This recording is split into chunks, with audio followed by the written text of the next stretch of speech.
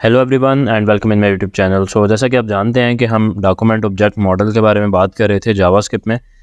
आज की इस वीडियो में भी हम डॉक्यूमेंट ऑब्जेक्ट मॉडल के ही एक मेथड के बारे में बात करने वाले हैं जो कि है कंटेन्स के नाम से। देखते हैं कि कंटेन्स का मेथड यूज़ करते हुए हम क्या ऑपरेशंस परफॉर्म कर सकते हैं। देखने के लिए चलते हैं स्क्रीन की तरफ। Let's have a look on my screen and let's begin.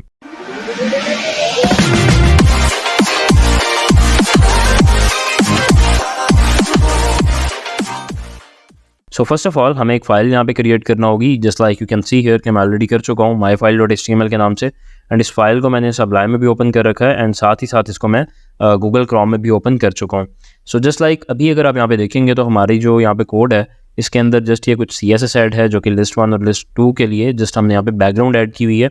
और लिस्ट 1 ये रहा और लिस्ट 2 जो है वो यहाँ पे हमने जो है वो ऐड की हुई है। इसी तरीके से यहाँ पे जस्ट एक हेडिंग है और ये हमारी कंप्लीट डॉक्यूमेंट है। अब हमें आज जिस फंक्शन के बारे में बात करनी है, ऐसा करते हैं कि यहाँ पे हमने जो प्रीवियस वीडियो में कोड किया था इसको हम ख़त्म कर देते हैं। यहाँ पे आऊँगा, रिफ़्रेश करूँगा, देन यू विल सी कि अभी ये हमारे पास एक्चुअल जो रिज़ल्ट है वो यहाँ पे डिस्प्ले हो रहा है।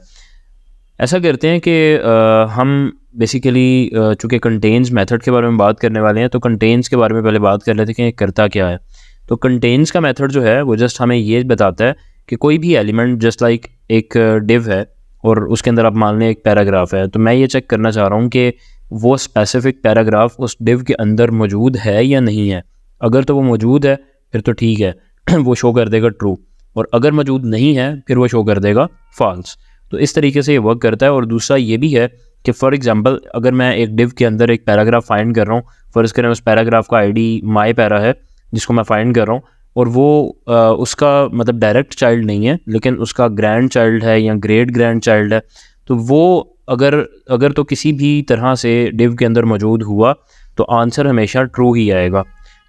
मैं इसका आपको प्रैक्टिकल यहाँ पे दिखाता हूँ कि किस तरीके से हम इसको यूज़ करते हैं। जस्ट लाइक अभी अगर आप यहाँ पे देखेंगे यहाँ पे फर्स्ट ऑफ ऑल तो माई डिव आ रहा है, मतलब ये हमने एक डिव क्रिएट की हुई है। अब फ़र्ज़ करें मैं ये चेक करना चाहता हूँ कि क्या इसमें लिस्ट 1 की आईडी के साथ कोई UL मौजूद है या नहीं है। तो ये हम काम किस तरीके से कर सकते हैं JS के थ्रू, ये हम देखते हैं।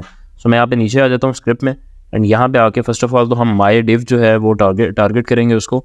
यहाँ पे आप देख सकते हैं कि माई डिव इसका आईडी है। तो सिंपली मैं यहाँ पे लिखूँगा वेरिएबल क्रिएट कर लूँगा डिव के नाम से, इक्वल्स टू यहाँ पे आ जाएगा document dot get element by ID, और ID के अंदर क्या आ जाएगा माई डिव, मतलब हमने उसको डिव को जो है वो सेव कर लिया इस डिव वाले वेरिएबल के अंदर। अब हमें क्या करना है कि इस डिव के अंदर चेक करना है कि क्या UL है या नहीं है। तो हमें अब UL को भी डेफिनेटली एक वेरिएबल में हम स्टोर कर लेते हैं, उसको भी हमें गेट करना पड़ेगा। मैं यहाँ पे लिख लेता हूँ list, variable list equals to document dot get element by ID। अब हमें किस लिस्ट को चेक करना था, लिस्ट 1 को। अब लिस्ट 1 भी हमने यहाँ पे स्टोर कर ली। अब हमें क्या करना है कि यहाँ पे एग्जैक्टली कंटेन्स का मेथड जो है उसको यूज़ करना है। और कंटेन्स का मेथड जब भी वैल्यू देगा जस्ट लाइक ट्रू या फॉल्स जो भी देगा उसको हम एक वेरिएबल में स्टोर कर लेंगे। सिंपली मैं यहाँ पे एक वेरिएबल क्रिएट कर लेता हूँ फाइंड के नाम से, क्योंकि डेफिनेटली वो उस डिव के अंदर इस लिस्ट को फाइंड कर रहा है, तो होगी या नहीं होगी वो जस्ट बताएगा हमें। तो हम यहाँ पे फाइंड के बाद जो है ना यहाँ पे हम लिख लेंगे कंटेन्स का मेथड। तो सिंपली मैं यहाँ पे लिखूँगा लिस्ट 1 डिव, जो कि ये वेरिएबल है, इसके अंदर माई डिव स्टोर है। तो हमने बोला कि माई डिव जो है उसके अंदर कंटेन्स, मतलब कि उसके अंदर है या नहीं है। अब क्या चीज़ है या नहीं है, लिस्ट। और लिस्ट में आप यहाँ पे देख सकते हैं कि हमने लिस्ट 1 वाला जो ID है वो यहाँ पे दिया था। तो डेफिनेटली अब ये चेक करेगा कि क्या डिव के अंदर लिस्ट 1 है या नहीं है। अगर तो नहीं होगी तो फॉल्स शो कर देगा, और अगर होगी तो फिर वो क्या शो कर देगा, ट्रू। सिंपली मैं यहाँ पे कंसोल डॉट लॉग लिखने वाला हूँ और यहाँ पे आके लिख दूंगा फाइंड। देन अब इसको हम कंसोल में शो करवा लेते हैं। जब भी मैं इस पेज को रिफ्रेश करूँगा then you have to go to console and you can see here कि div dot contents is not a function. Okay, maybe हो सकता है कि हमें जो C है वो इसका स्मॉल लिखना पड़े। यू कैन सी हियर कि अभी ये ट्रू शो कर रहा है, बिकॉज हमने यहाँ पे इसको पूछा था कि माई डिव के अंदर लिस्ट 1 मौजूद है या नहीं है। तो चूँकि वो है इसलिए वो ट्रू शो कर रहा है। फ़र्ज़ करें थोड़ी देर के लिए इसको मैं यहाँ से कमेंट कर लेता हूँ, सेव करूँगा, देन यहाँ पे आके रिफ़्रेश करूँगा। अभी अगर आप देखेंगे तो यहाँ पे ये फॉल्स शो कर रहा है, बिकॉज वो वाला एलिमेंट उसके अंदर मौजूद नहीं है। जो हमारा लिस्ट 1 वाला एलिमेंट था वो माई डिव के अंदर मौजूद नहीं है।